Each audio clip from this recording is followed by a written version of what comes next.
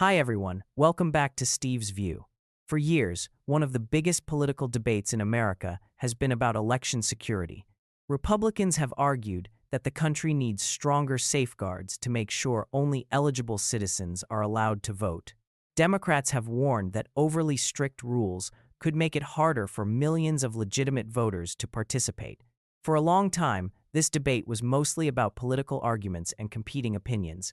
But recently, a case in New Jersey has brought this issue back into the spotlight. New Jersey officials acknowledged that thousands of people who were not U.S. citizens were mistakenly registered as voters because of problems connected to the state's motor vehicle system. The state says there is currently no evidence that these mistakes changed the outcome of any election. But the bigger question is not only about election results.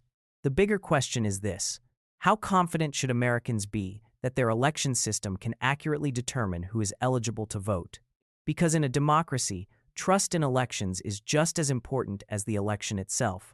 According to reports, New Jersey discovered that approximately 6,600 non-citizens had been incorrectly added to voter registration lists because of a software problem connected to the state's Motor Vehicle Commission. The system was supposed to distinguish between citizens and non-citizens when people applied for driver's licenses or identification cards. In the United States, many states use motor vehicle agencies as a place where citizens can also register to vote. The reason is simple. When someone moves, gets a driver's license, or updates their identification information, the government already has their personal information. So instead of creating another complicated registration process, states often make voter registration easier through these agencies. Supporters say this system encourages more eligible citizens to participate. But the New Jersey case shows the potential weakness of this approach. If government databases do not communicate correctly, mistakes can happen. And when those mistakes involve elections, even administrative errors can create a major political controversy.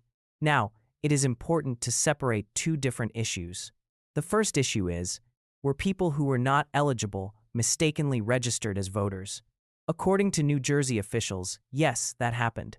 The second issue is, did these registrations change the outcome of an election? So far, officials say there is no evidence that they did. These are two different questions. Imagine a company accidentally creates thousands of incorrect customer accounts. That shows a problem with the company's system. But it does not automatically mean those accounts caused financial damage. The same logic applies here. A registration error does not automatically prove election fraud. However, the existence of a registration error does prove that the system has weaknesses that need to be examined. And that is where the political debate begins. Republicans argue that this case demonstrates why stronger voter verification laws are necessary. Their argument is straightforward. Voting is one of the most important rights in the United States. It determines who makes laws, who controls government, and what direction the country takes. Therefore, they argue, only American citizens should participate in federal elections. From this perspective, verifying citizenship is not an attack on voting rights. It is a way to protect voting rights.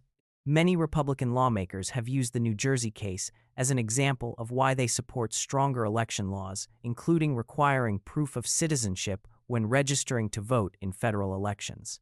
Their argument is, if the government cannot accurately separate citizens from non-citizens in voter databases, then public confidence will continue to decline. But Democrats see the issue differently. They argue that cases like New Jersey should be fixed through better administration, not through stricter voting requirements that could create new barriers. Their concern is that additional identification and verification rules may unintentionally affect legal voters. For example, some elderly Americans may have difficulty obtaining documents.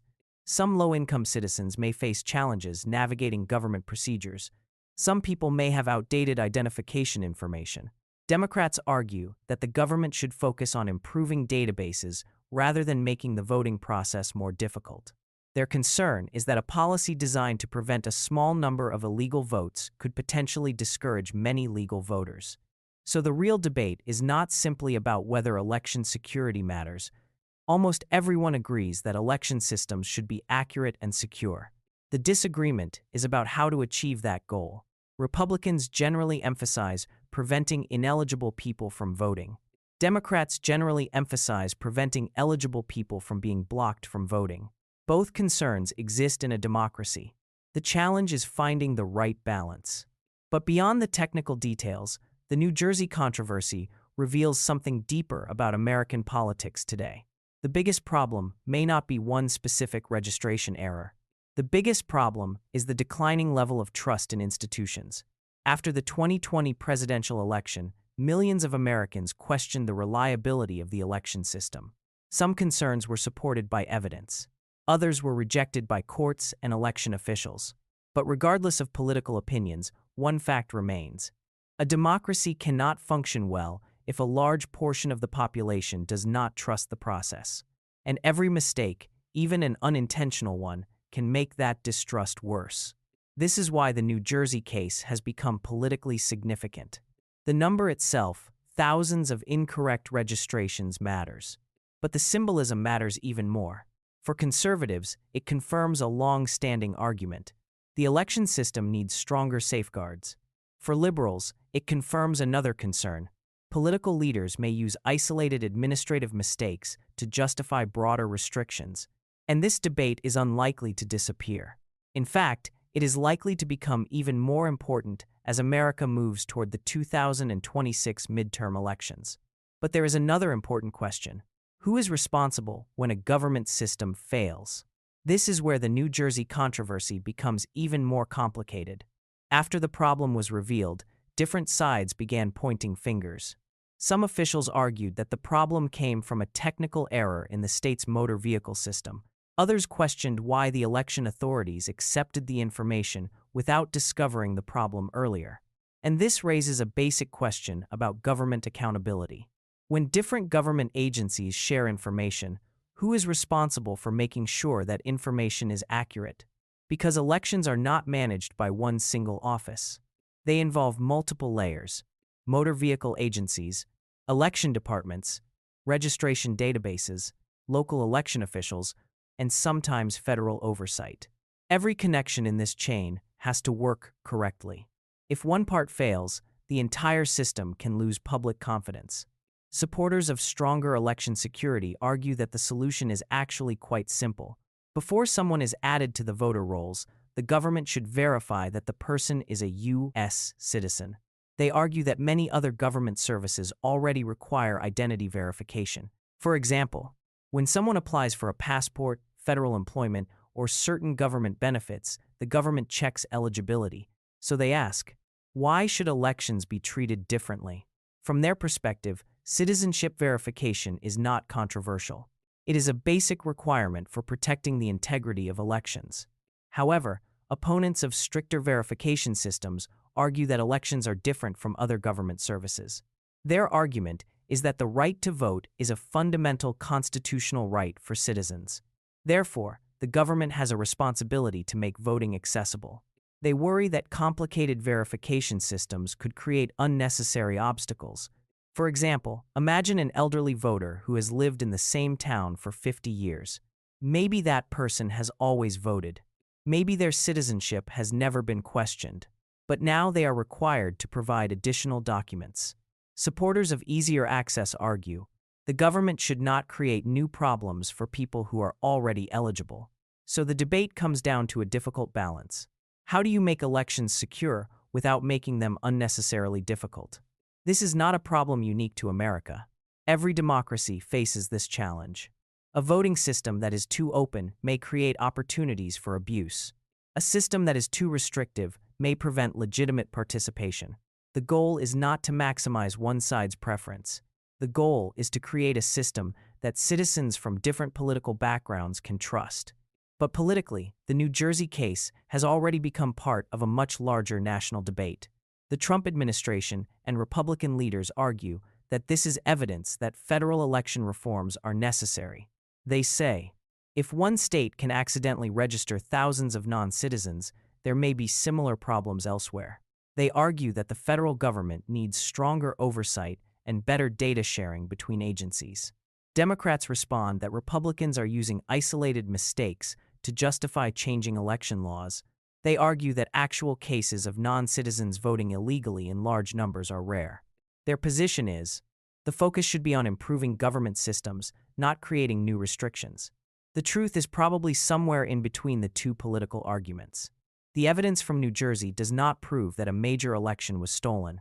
There is no confirmed evidence that these registrations changed the outcome of any election. But at the same time, dismissing the issue completely would also be a mistake, because election systems depend on accuracy. If government databases contain incorrect information, officials need to understand why it happened and make sure it does not happen again. A healthy democracy should be able to say two things at the same time. First, there is no evidence that a registration mistake automatically means an election was illegitimate. Second, government agencies must take every possible step to prevent these mistakes from happening. And this brings us to perhaps the biggest issue: trust. Elections are not only about counting votes. They are about convincing citizens that the rules are fair and that everyone is playing by the same rules. If voters believe that some people who are not eligible are participating, they lose confidence. But if voters believe that legitimate citizens are being prevented from participating, they also lose confidence. Both situations damage democracy. America's election debate is often presented as a fight between two completely opposite sides. One side says, protect the election system. The other side says, protect voting access. But a functioning democracy needs both.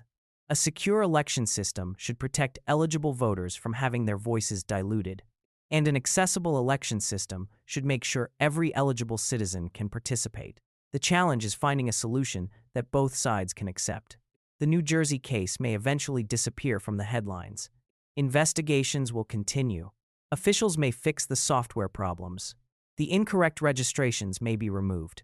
But the political question will remain: how should America define election security in the modern era? Should the priority be preventing every possible mistake?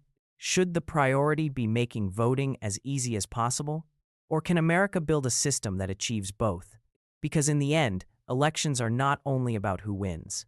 They are about whether the losing side believes the result was legitimate.